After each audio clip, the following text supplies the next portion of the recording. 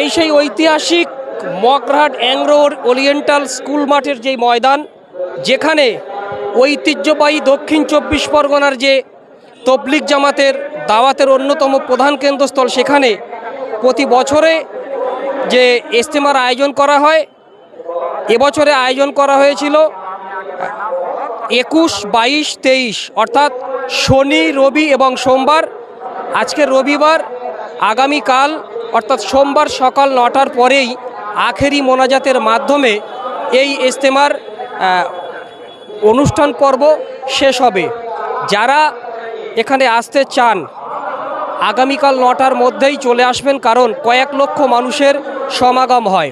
মূলত দক্ষিণ 24 পরগনার ইজতেমা হলেও পশ্চিমবঙ্গের প্রতিটি জেলা থেকে ধর্মপ্রাণ মুসলমানরা এখানে এসে উপস্থিত হন। সাথে সাথে ভারতবর্ষের প্রতিটি জেলা থেকে ধর্মপ্রাণ মুসলমানরাও এখানে সমবেত হন ইজতেমা কার্য সম্পন্ন করার জন্য। রয়েছে গ্রামীণ চিকিৎসক, আমরা প্রত্যেকে সবাই যে যার মতো বিভিন্ন রকমের ওষুধ আমরা কালেকশন করেছি এবং আমরা প্রত্যেকেই আমরা নিজস্ব অ্যারেঞ্জমেন্ট সরঞ্জাম নিয়ে আমরা চিকিৎসা করছি, যেমন প্রেশার, বিপি মেশিন থেকে যাবতীয় যা ওষুধ পার ডে আমরা 20,000 ইজতেমার মানুষদেরকে আমাদের চিকিৎসা দিচ্ছি। আমরা প্রত্যেক দিন আমরা দিচ্ছি এবং আরও হয়তো আজকে হয়তো আরও বেশি লোক হয়েছে আমরা দিচ্ছি।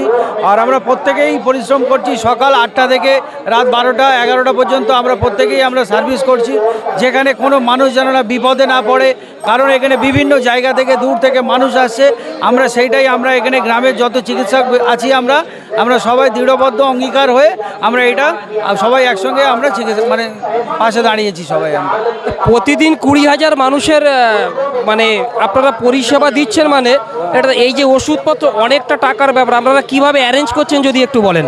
আমরা কিছুটা আমরা নিজেরাই আমরা কন্ট্রিবিউশন করেছি। এছাড়া আমাদের যে সমস্ত ওষুধের পার্টি ডিলার আছে, আমরা সমস্ত জায়গা থেকে সেখান থেকে কালেকশন করেছি। আমাদের বড় বড় স্টকিস্ট হোলসেলার আছে, ওরা আমাদেরকে এখানে প্রচুর পরিমাণে ওষুধ দান করে।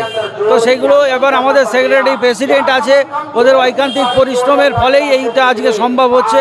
দীর্ঘ 35 বছর ধরে এই প্রোগ্রামটা চলে আসছে এবং আমরা সবাই এর সঙ্গে একসঙ্গে পার্টিসিপেট করি। আমরা আপনার নাম একটু বলবেন। আমার নাম ডাক্তার নাসিরউদ্দিন লস্কর, বাড়ি মগরাহাট। কোথায়? নতুনহাট। গড়িয়া নতুনহাট, তাই তো?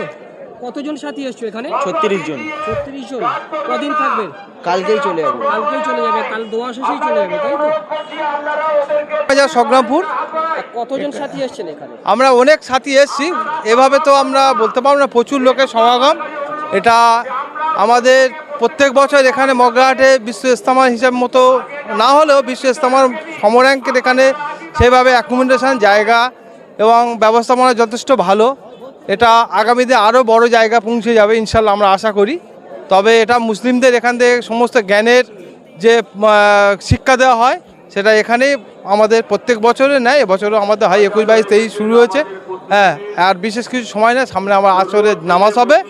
এই বলে আমি আমার সংক্ষিপ্ত বক্তব্য। শুধুমাত্র দক্ষিণ 24 পরগনা নয়, পশ্চিমবঙ্গের বিভিন্ন প্রান্তের মানুষ এখানে এসে উপস্থিত হয়েছেন শুধুমাত্র একটু দোয়া এবং পুণ্য লাভের আশায়। ক্যামেরায় জেএইচের সঙ্গে আশিদুল গাজী, দক্ষিণ 24। মগরাহাট ইজতেমায় চলো মুমিন চলো রে, ইমান দীপ্ত বয়ান শুনে প্রাণটা জুড়ায় রে, ইমান দীপ্ত বয়ান শুনে প্রাণটা জুড়ায় রে।